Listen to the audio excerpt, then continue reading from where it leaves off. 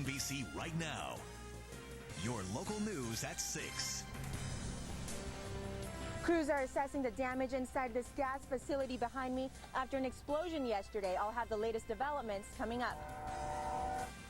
And hundreds of people left their homes after Monday's explosion, but several returned despite the danger and warnings from authorities. Thanks for joining us tonight. I'm Shane Ettinger. And I'm Meredith Boggs. The investigation continues tonight after Monday's pipeline explosion at the Williams natural gas facility near Plymouth that forced hundreds to evacuate their homes. Fernanda Lopez has been covering the story since it broke. She joins us right now near the Williams plant outside Plymouth. Fernanda, what's the latest? Shane and Meredith, fire crews today continued assisting plant personnel as they tried to determine the damage after a pipeline explosion that punctured several holes into one of these large tanks containing liquefied natural gas. Just about 2 hours ago, officials lifted the evacuation order and people can now return home safely. The only restricted area now is the gas plant itself. Right now, the punctured gas tank is still leaking and it's unknown how long it will take for crews to make repairs.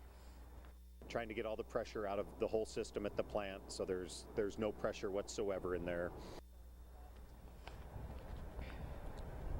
At around 1:30 this afternoon, Burlington Northern Santa Fe Rail opened train traffic in the area. The rail lines are about 50 yards from the gas facility, and train sparks could have led to an explosion with vapors in the air. The trains will be moving slower than usual on a daily basis. Around 40 trains pass through the area, but officials want to warn residents to look out for increased train traffic due to the closure. And the Director of State Utility and Transportation Commission tells me it could be months until an investigation is concluded as to what happened during this explosion. I'm live in Plymouth. Fernanda Lopez, NBC right now. Thank you, Fernanda. Well, on Monday we told you that 5 people were injured in that pipeline explosion and fire. And tonight we now know 61-year-old Michael Rebecca is in good condition today at a Portland hospital. Paramedics took him to Legacy Emmanuel Medical Center yesterday with burns.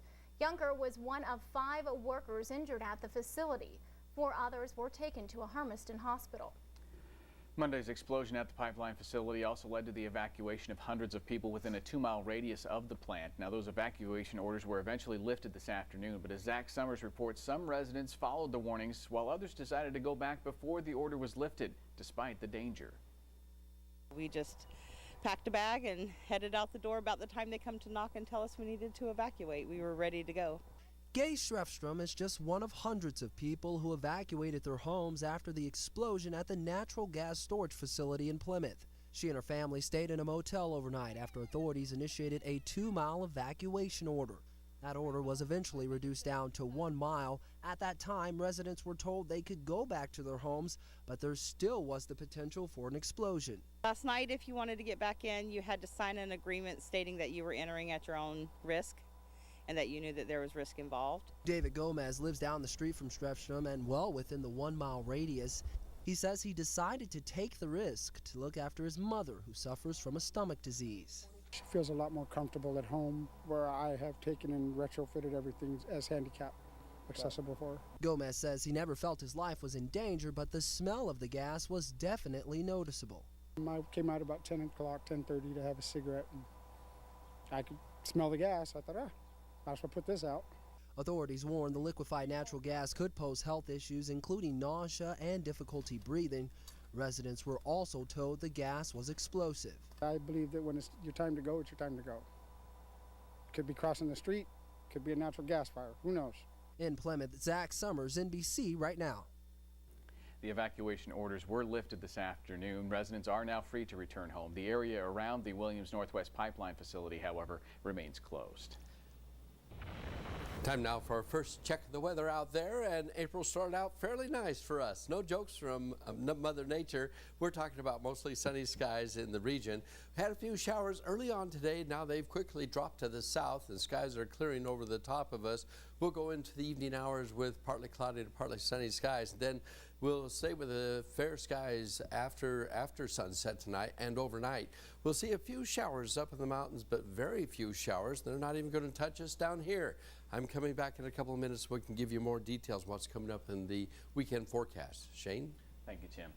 Hanford News tonight. Several Hanford workers from Mission Support Alliance are not working after concerns about chemical vapor exposure at the tank farms. Jane Sander found out about a notification to stop work for some MSA workers. Jane, why was a stop work order issued? Shane and Meredith, sources told me about a stop work order released yesterday. And this afternoon, MSA confirmed workers in close proximity to the tank farms are not working right now. The Hanford Atomic Metal Trades Council issued the stop work order for the union members concerned about the vapor exposure at the tank farms that has now sent 25 workers in for medical evaluations. MSA tells me the group won't work until they are better informed about the tank farm vapors. We have workers that work in the vicinity of tank farms, and so the stop work is called a precautionary measure, and we are taking strides to ensure that our workers are informed of what the situation is out there. MSA tells me the workers under the stop work order were in briefings all day about the vapors at the tank farms. MSA tells me they are partnering with Washington River Protection Solutions to make sure all employees are informed. Live in the studio, Jane Sander, NBC Right Now. Thanks, Jane. Northwest News tonight, search crews are getting some relief as they continue to dig through the mudslide debris near Oso. Officials say the receding floodwaters are helping crews by exposing more sites that can be examined. Right now, the death toll stands at 28. 22 people are still missing. As crews continue to search the mudslide area, Governor Jay Inslee is turning to the president for more help. Late last night, Inslee asked for public assistance programs to be added to his earlier request for a major disaster declaration. A major disaster declaration would make a number of programs available to assist those impacted by the Oso mudslide. This request follows the approval of a federal emergency declaration last week, which provided direct federal assistance in the form of a federal disaster team. A lot of us may take fresh tap water for granted, but not people who live in Mapton. They tell us they've had trouble with their water for years. Chris Luther found out what the city is doing to change that. Chris, what will change in the coming weeks for Mapton's water? Meredith, Mapton is finally removing sediment buried for years at the bottom of their water tower, and people in Mapton say it's a welcome change. This is not what you want in your glass of water. This is by far the biggest step you need to take. And that's why Mapton is sucking it out of their water tower. This is just what's coming out, but I mean, look at that. It's that far down. So all that's at the bottom of the tank. 3 divers from Utah are diving 100 feet into this tank to suck out a mix of sand and other non-toxic sediment built up over the years. It will greatly help improve the drinking water, but when it started last Thursday, it kicked up sediment in the lines and surprised people in the area.